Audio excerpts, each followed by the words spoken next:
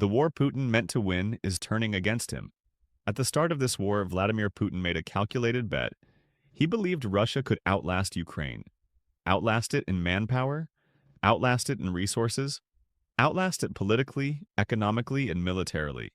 This was not meant to be a fast war.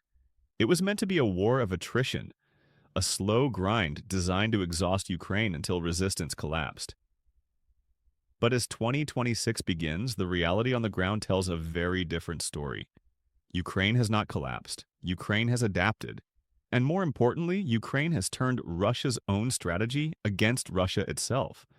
Despite massive losses, despite constant bombardment, despite being outnumbered, Ukraine is now inflicting casualties faster than the Kremlin can replace them.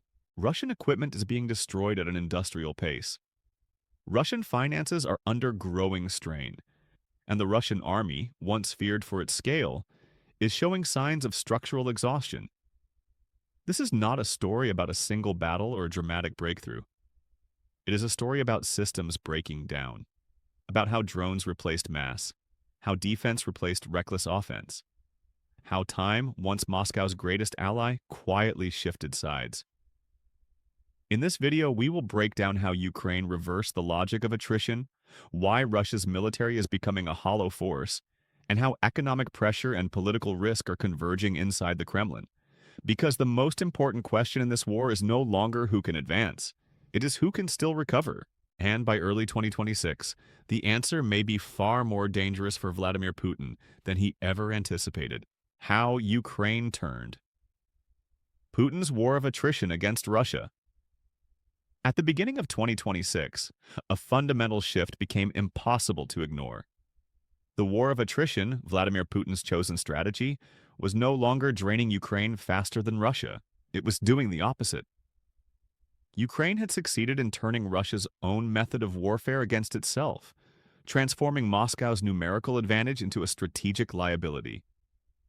Russia's 2025 objectives, a strategic failure. Throughout 2025, the Kremlin set an ambitious goal, the full conquest of 4 Ukrainian regions: Donetsk, Luhansk, Kherson, and Zaporizhia. Russian propaganda framed this objective as inevitable, supported by manpower, artillery, and time. The results, however, were strikingly modest. By the end of the year, Russia had captured between 5,000 and 5,500 square kilometers, less than 1% of Ukraine's total territory. For the bloodiest year of the war so far, the territorial gains were strategically negligible. Even in Luhansk, a region Russia claims as almost fully occupied, Ukraine continues to hold and contest the final remaining pockets, roughly 1% of the region, while relentlessly harassing Russian positions. This alone undermines the narrative of Russian momentum. An unprecedented human and material drain. The cost of these limited gains has been catastrophic. Ukrainian military estimates indicate that Russia lost at least 418,000 soldiers in 2025 alone, averaging nearly 35,000 casualties per month. For the first time since the invasion began, a critical threshold was crossed. Ukraine is now destroying Russian manpower faster than the Kremlin can replace it. This marks a turning point. Russia's traditional advantage, its vast pool of mobilizable soldiers, is no longer sufficient under current battlefield conditions. Material losses are equally staggering. Since the start of the invasion, Russia has reportedly lost over 11,500 tanks, more than 24,000 armored vehicles, approximately 36,000 artillery systems. These are not losses that can be rapidly regenerated, even by a wartime economy. The FPV drone revolution. At the core of this reversal lies a quiet technological revolution: FPV drones. Between 95 and 99% of these drones are now produced domestically in Ukraine. They are responsible for more than half of all Russian battlefield losses, reshaping how attrition works in modern warfare. Ukraine currently produces around 4 million drones per year, allowing it to compensate for numerical inferiority while sharply reducing its own casualties by 13% in 2025. Attrition no longer favors the side with more soldiers. It favors the side with more sensors, precision, and adaptability. Defense in depth, bleeding without breaking. Guided by international military analysis, including recommendations from the International Institute for Strategic Studies, Ukraine has abandoned large-scale, costly counteroffensives. Instead, it adopted a defense-in-depth strategy. Cities like Pokrovsk illustrate this approach perfectly. While under constant Russian pressure, Pokrovsk functions as a controlled kill zone, what Ukrainian soldiers grimly call a meat grinder, while fortified defensive belts are constructed behind it. Russia advances meters at a time. Ukraine preserves its force. Conclusion: a hollowed-out army. The war of attrition. Putin believed would crush Ukraine is now hollowing out the Russian military itself. An army that cannot replace its losses, human or material, eventually ceases to be an army. It becomes what analysts increasingly describe as a hollow corpse. Large on paper, exhausted in reality. By early 2026, the strategic equation has changed. Time is no longer working for Moscow, and that may be the most dangerous development for the Kremlin since the war began. Russia's economy under siege. When attrition reaches the home front, while the battlefield tells one story, the economic front tells another, and by early 2026, that story has become increasingly grim for Russia. The war of attrition has expanded far beyond trenches and drone strikes. It is now hitting the foundations of the Russian state itself. Energy revenues in free fall. For years, Vladimir Putin relied on oil and gas as the backbone of Russia's resilience. Energy exports financed the state, stabilized the ruble, and funded the war effort. That model is now breaking down. In 2025 alone, Russian oil and gas revenues fell by 27%. Sanctions, price caps, reduced European demand, and rising transportation costs have severely limited Moscow's ability to monetize its energy resources. Even when Russia finds buyers, it is forced to sell at deep discounts, often through opaque intermediaries that further erode profits. The result is simple: less money for war, less money for stability. Inflation, reserves, and a shrinking safety net. At the same time, inflation inside Russia has climbed to around 8%, eroding purchasing power and quietly fueling social discontent. While not yet explosive, the trend is unmistakable. More alarming is the state of Russia's financial reserves. By the end of 2025, nearly half of Russia's sovereign wealth fund had been depleted. These reserves were designed to cushion shocks, to absorb exactly this kind of prolonged crisis. They are being burned faster than they can be replenished. This puts the Kremlin in a dangerous position. Every additional year of war reduces its financial margin for error.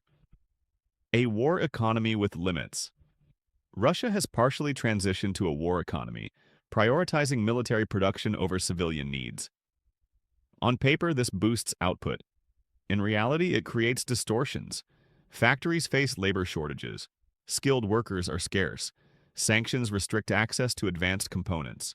Quantity replaces quality, and maintenance becomes an afterthought. This directly impacts the battlefield.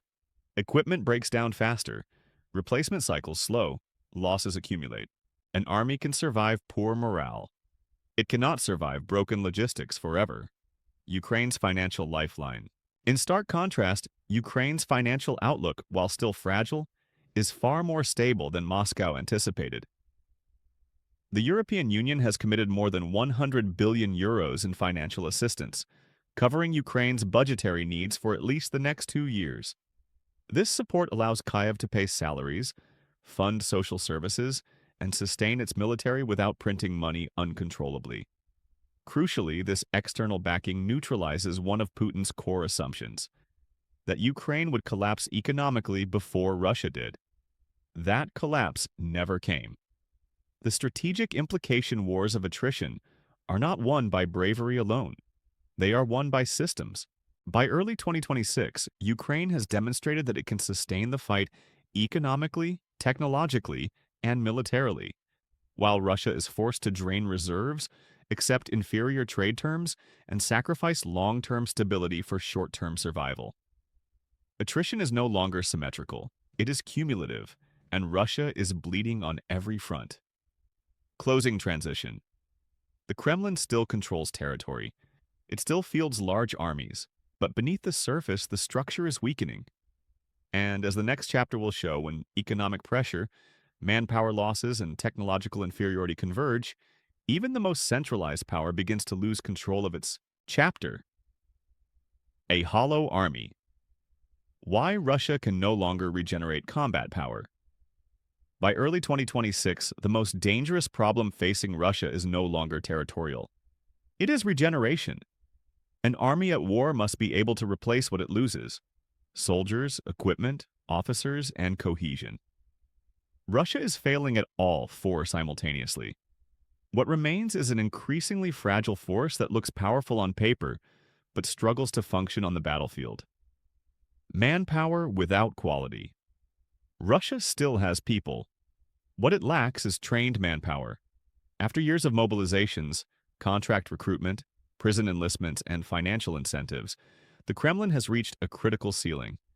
New recruits arrive with minimal training, often measured in weeks rather than months. Veteran units that once formed the backbone of Russia's professional army have been shattered. Survivors are scattered across depleted formations, breaking unit cohesion and institutional memory. The result is predictable: higher casualty rates, lower morale, and poor battlefield performance. Quantity is no longer compensating for quality. Officer attrition and command breakdown. Perhaps more damaging than troop losses is the attrition of junior and mid-level officers. These officers are irreplaceable in the short term.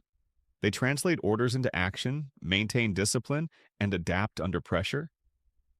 Ukraine has systematically targeted command posts using drones, precision artillery, and real-time intelligence.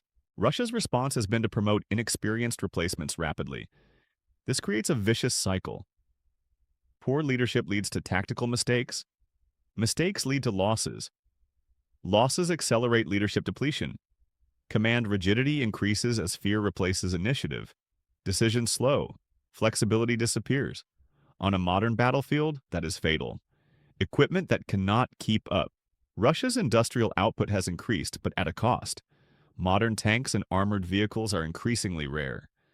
Instead, older platforms are pulled from storage, refurbished superficially, and rushed to the front. Maintenance standards decline. Survivability drops. Ukraine's FPV drones exploit these weaknesses relentlessly. A single low-cost drone can destroy a vehicle that took decades to build. This asymmetry makes traditional replacement models obsolete.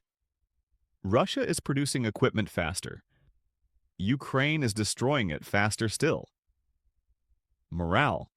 The silent collapse morale does not collapse overnight. It erodes. Russian soldiers increasingly understand that rotations are uncertain.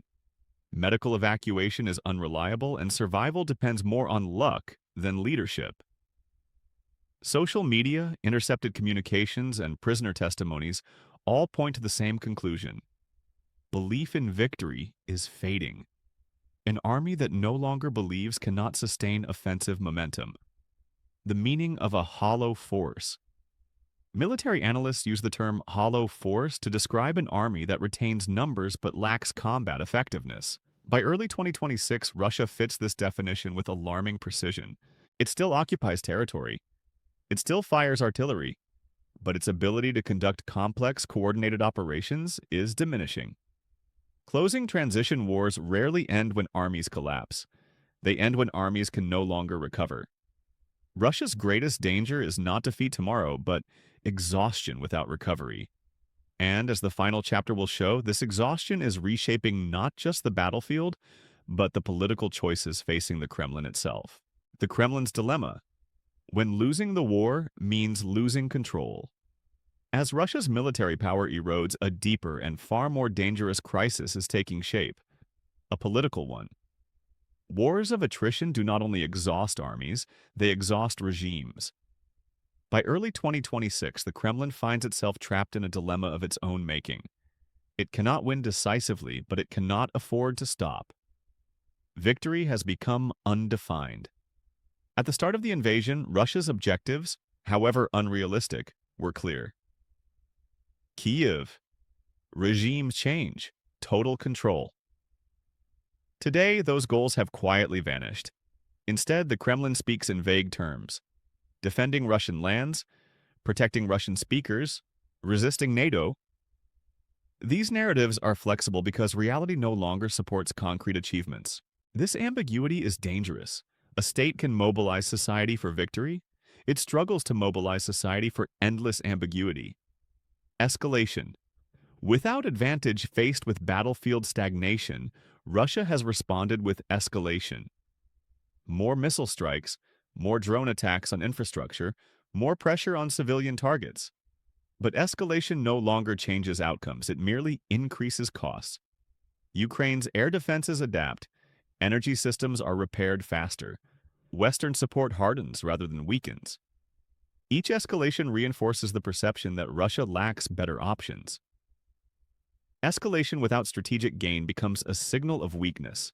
The elite problem inside Russia, the political elite understands this, even if the public conversation avoids it. Regional governors struggle to meet recruitment quotas. Economic managers warn about budget sustainability. Security services monitor growing dissatisfaction among veterans' families. For now, repression works. But repression is not a strategy, it is a delay mechanism. History shows that prolonged wars place enormous strain on elite cohesion. When loyalty becomes conditional on stability, instability becomes existential. Negotiation is also risky ending. The war is no simpler. Any negotiated settlement that fails to deliver visible gains would undermine the Kremlin's legitimacy. After hundreds of thousands of casualties, freezing the conflict looks uncomfortably close to defeat. This is why Russia continues fighting even when logic suggests restraint. Stopping the war may be politically more dangerous than continuing it. Ukraine's strategic advantage Ukraine understands this asymmetry. Kyiv does not need to collapse the Russian state. It only needs to outlast the Kremlin's ability to control outcomes. With stable financial support, a defensive military posture, and a drone-driven attrition strategy, Ukraine can keep costs rising while risks concentrate inside Russia. Time, once Russia's greatest ally, has changed sides. Closing transition. By early 2026, the war has entered its most dangerous phase, not because of sudden breakthroughs, but because of strategic paralysis. Russia cannot win fast, it cannot lose openly, and it cannot stop safely. The question is no longer whether Ukraine can survive. The question is how long the Kremlin can, and that is where this war is truly being decided.